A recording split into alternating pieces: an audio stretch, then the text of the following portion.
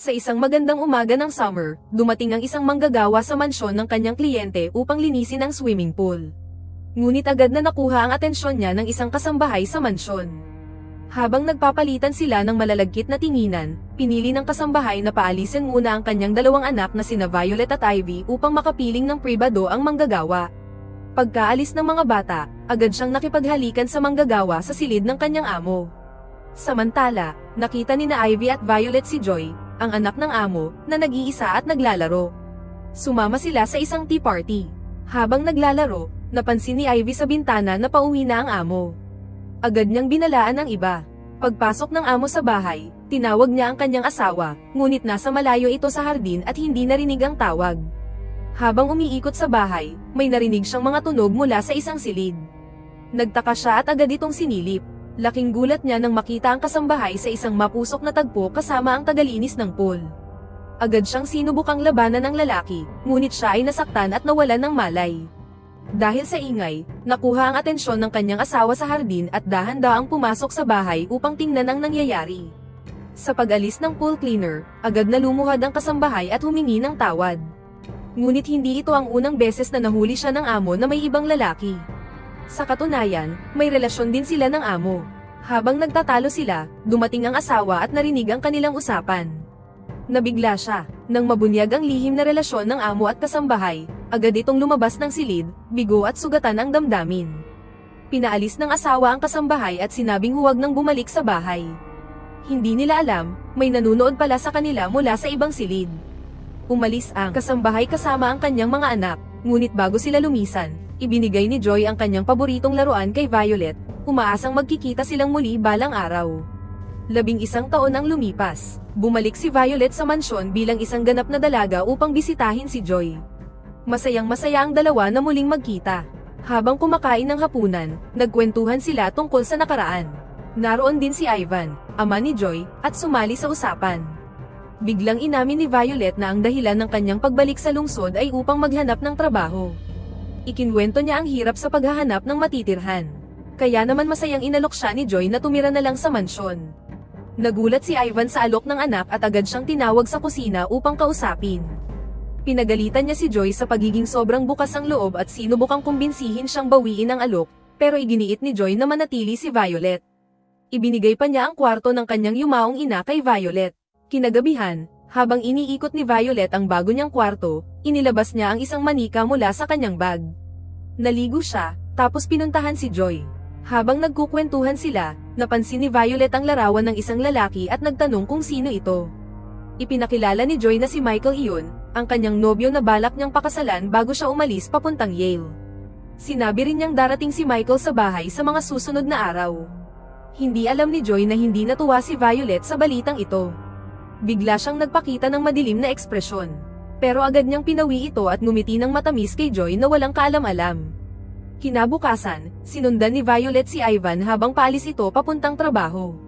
Pagkatapos, nagtago siya sa loob ng aparador upang hindi siya matagpuan ni Joy. Nang mapansing nawawala si Violet, umalis si Joy ng bahay para sa tennis practice. Kaya naiwan si Violet kasama ang tagapangalaga ng bahay. Nang mag-isa na siya sa mansyon, palihim na pumasok si Violet sa silid ni Joy at natagpuan ang isang kahon na naglalaman ng mga liham mula kay Michael. Halos mahuli siya ng tagapangalaga, pero agad siyang nakatago. Kinagabihan, dumating si Michael para sa hapunan. Dahil dito, napunta ang atensyon ng lahat mula kay Violet papunta sa kanya. Napansin ito ni Violet at unti-unting nanlumo. Sa kasunod na salo-salo, nagkulong siya sa isang sulok, tahimik na umiinom mag-isa habang ang iba'y nagsasaya. Habang nag-uusap-usap ang lahat tungkol sa kanilang mga tagumpay, may isang nagbiro tungkol sa mababang antas ni Violet sa akademya. Hindi siya nagpatalo at agad siyang gumanti. Pagkatapos nito, umalis siya sa kasiyahan. Sinaway ni Joy ang kanyang mga kaibigan dahil sa ginawa nila kay Violet, pero pinagtawanan lang siya at sinabing, kaibigan ng anak ng katulong. Talaga ba, Joy?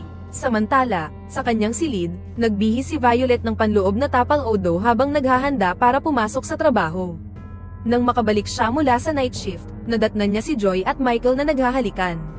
Nagtago siya at nakinig sa usapan ng dalawa, kung saan tinanggihan ni Joy ang hiling ni Michael na makipagpalakpakan. Sa pag-alis ni Michael, muntik na siyang mabunggo ni Violet. Mapanukso siyang ngumiti at inaya si Michael na makipaghalikan sa kanya. Nalito at natukso si Michael, kaya bumigay siya at naghalikan sila sa sala. Pagkatapos, habang naghahanda na si Violet para matulog, pumasok si Joy upang humingi ng paumanhin sa masamang ugali ng kanyang mga kaibigan. Habang magkasamang nakaupo, inamin ni Joy na wala siyang totoong nararamdaman para kay Michael. Pinayapa siya ni Violet. Kinabukasan, naligo si Violet sa swimming pool suot ang robe ng yumaong ina ni Joy. Habang inaalis niya ito sa tapat ng pool, nakita siya ni Ivan mula sa bintana at tila naakit sa kanyang katawan. Napansin ni Violet ang titig ni Ivan at mas lalo pa siyang naging mapang-akit. Maya-maya, habang binabasa ni Violet ang mga liham ni Michael, nadiskubre niya na may problema ito sa bedsheet. Ngunit naputol ang kanyang pagbasa nang dumating ang isang bisita, ang tennis training partner ni Joy.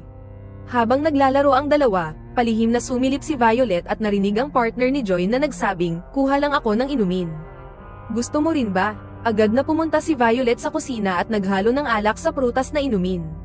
Hindi alam ng trainer, nagdagdag pa siya ng alak sa parehong inumin.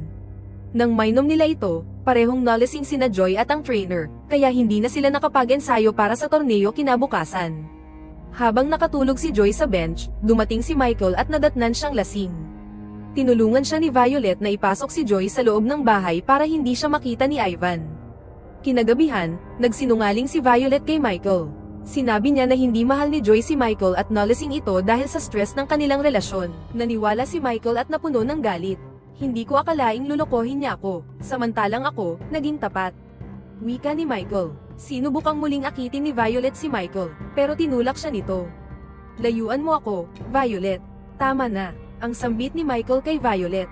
Dahil dito, lumipat ng target si Violet, si Ivan. Inalok niya ito ng tsaa habang unti-unting nagpapakita ng motibo.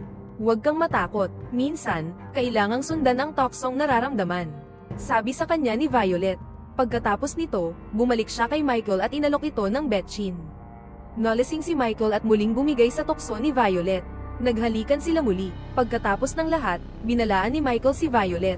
"Huwag na huwag mong sasabihin ito kahit kanino." Ngunit napangisi si Violet sa likod ni Michael habang pinupulot ang jacket na naiwan nito pag-alis. Kinabukasan, dumaranas si Joy ng matinding hangover kaya inalok siya ni Violet ng kape at mga salitang pampalubag loob. Biglang dumating si Ivan, galit na galit, at ipinakita ang jacket ni Michael na may lamang bedsheet. Gulat na gulat si Joy at sinubukang ipaliwanag na tumigil na sa pagbebetyan ang kanyang nobyo, ngunit binaliwala ito ng kanyang ama at mariing sinabing dapat na niyang hiwalayan si Michael. Labis itong nakaapekto kay Joy. Nang dumalaw si Michael kinahapunan, inalok ni Violet na siya na ang kakausap dito para kay Joy. Pero nang magkita sila, tinakat niya si Michael, na kung hindi ito aalis, isisiwalat niya ang kanilang mga sikreto. Kaya umalis si Michael, dismayado at tahimik. Pagbalik ni Violet, nagsinungaling siya kay Joy at sinabing tila lasing si Michael kaya hindi siya nakausap. Naniwala naman si Joy at nagpa siya na talagang tapusin na ang kanilang relasyon. Kinagabihan, naghahanda si Ivan para sa isang date kasama ang katrabaho. Pagkaalis niya, tumunog ang telepono ng bahay. Mabilis na inunahan ni Violet ang tagapangalaga at siya ang sumagot. Nagkunwari siyang si Joy at tinanggap ang tawag. Hindi alam ng tumawag, ibinigay nito ang bagong lokasyon ng date. Nangako si Violet na ipaparating ito kay Ivan, pero hindi niya ginawa. Bumalik si Ivan sa bahay, dismayado. Habang umiinom ng alak sa kanyang pagkabigo, dumating si Violet, nakabihis at nakapang-akit. Inanyayahan niya ito sa isang sayaw at tinukso hanggang sa tuluyang makipagpalakpakan ito sa kanya. Kinabukasan, umalis si Joy para sa tennis tournament ngunit hinarang siya ni Michael, nais makipag-ayos. Pumayag si Joy na makipag-usap pagkatapos ng laban. Samantala, nakatanggap ng tawag ang tagapangalaga mula sa kadate ni Ivan kagabi, at napagtanto niyang may masama talagang balak si Violet. Agad siyang naghanda para isiwalat ito kay Ivan, ngunit naramdaman ni Violet ang plano niya at naunahan siya. Kinahapunan, nasalubong ni Michael si Violet sa kalsada at pinahinto ito. Sinabi niyang nagpa-background check siya at natuklasang wala na ang ina at kapatid ni Violet. Isinambulat niya ang plano niyang sabihin kay Joy ang buong katotohanan. Ngunit muli siyang namanipula ni Violet, sinabing hindi naman talaga gustong makipagkita sa kanya ni Joy at nasa mansyon lang ito. Dali-dali siyang nagmaneho pa uwi, pumasok sa likod ng bahay dahil nakalock ang harap, at nagsimulang maghanap. Nang nasa silid na ni Violet, bigla itong lumitaw at sinaktan siya nito, dahilan upang mawalan siya ng malay. Pagmulat niya, nakagapos siya habang nasa loob pa rin ng silid, kasama si Violet. Ipinagtapat ni Violet na ang plano niya ay pigilan siyang makipagkita kay Joy. Habang nagpupumiglas si Michael, nilagyan siya ni Violet ng gamot at masayang pinanood habang unti-unting nawawala ang kanyang hininga. Maya-maya, bumalik si Joy mula sa torneo, malungkot dahil natalo. Nakita ito ni Violet at sinubukang ituro si Michael bilang dahilan ng pagkatalo niya. Halos naniwala na si Joy. Ngunit biglang natauhan nang mapansin niya ang hako na suot ni Violet. Nagalit siya. "Suot mo ang alahas ng yumaong ina ko," sabi sa kanya ni Joy. Habang nagpapalusot si Violet, pinatigil siya ni Joy at sinabing kailangan na niyang umalis sa mansyon. Pagpunta ni Joy sa kusina upang maghanda ng tanghalian, nakita niya ang jacket ni Michael sa mesa at napagtanto niyang nasa bahay ito kamakailan. Kaya agad siyang lumabas upang hanapin ito. Pagdating ni Ivan, nadatnan niya si Violet sa bahay. "Alam kong ikaw ang dahilan kung bakit hindi nagpakita ang kadate ko. Nagkunwari kang si Joy, di ba?" sabi ni Ivan. Ngunit hindi pa rin sumuko si Violet. Nagsinungaling siyang mahal niya si Ivan, at sa di may paliwanag na dahilan, nahulog muli si Ivan sa kanyang bitag. Nagsimula silang maghalikan. Kasabay nito, bumalik si Joy sa bahay at napansin ang kakaibang katahimikan. Habang hinahanap ang ama, tumunog ang telepono. Pagkababa ng linya, laking gulat niya sa balita, natagpuang wala na si Michael. Lumuluhang hinanap niya ang ama, ngunit nasaksihan pa niya ito mismo sa akto ng pakikipagpalakpakan kay Violet.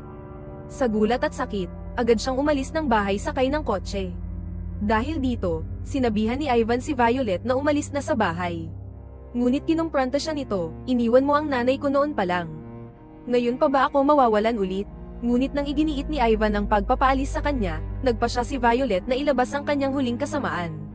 Dahil sa stress, inatake sa puso si Ivan at agad na nagtangkang tumawag ng ambulansya, ngunit pinutol ni Violet ang kuryente sa bahay. Habang gumagapang si Ivan papunta sa kanyang sasakyan, nawalan siya ng malay. Sinindihan ni Violet ang makina sa loob ng saradong garahe, pinuno ito ng kakaibang usok, at iniwan siyang doon upang iligpit. Samantala, nagbago ng isip si Joy at bumalik sa mansyon upang hanapin ang ama. Ngunit madilim ang buong bahay. Pumunta siya sa silid ng tagapangalaga upang buksan ang breaker, doon niya natagpuan ang labi nito. Sa takot, tinangkang tumawag si Joy ng pulis ngunit hindi gumagana ang telepono dahil sa kawalan ng kuryente. Habang naghahanap sa ama, nakita siya ni Violet at pinilit siyang magsuot ng damit panlaro ng prinsesa para sa kanilang mini tea party. Natakot si Joy at sumunod. Habang nagkakape, napansin ni Joy ang hiring Ilya sa lamesa at napagtanto niyang si Violet ang tumapos kay Michael. Nang harapin niya ito, ibinunyag ni Violet ang isang matinding revelasyon, "Ang swerte mo. Kapatid mo ako," sabi sa kanya ni Violet. Pagkatapos nito, inabutan niya ng inumin si Joy at pinilit siyang uminom. Pero nang makita ni Joy na may hindi tama, tumanggi siya, kaya nauwi ito sa matinding sagupaan. Tinangkang tumakas ni Joy pababa ng hagdan, ngunit nahabol siya ni Violet. Sa gitna ng pag-aaway, aksidenteng nahulog si Violet mula at nawala. At dito magtatapos ang pelikula. Maraming salamat sa patuloy na panonood.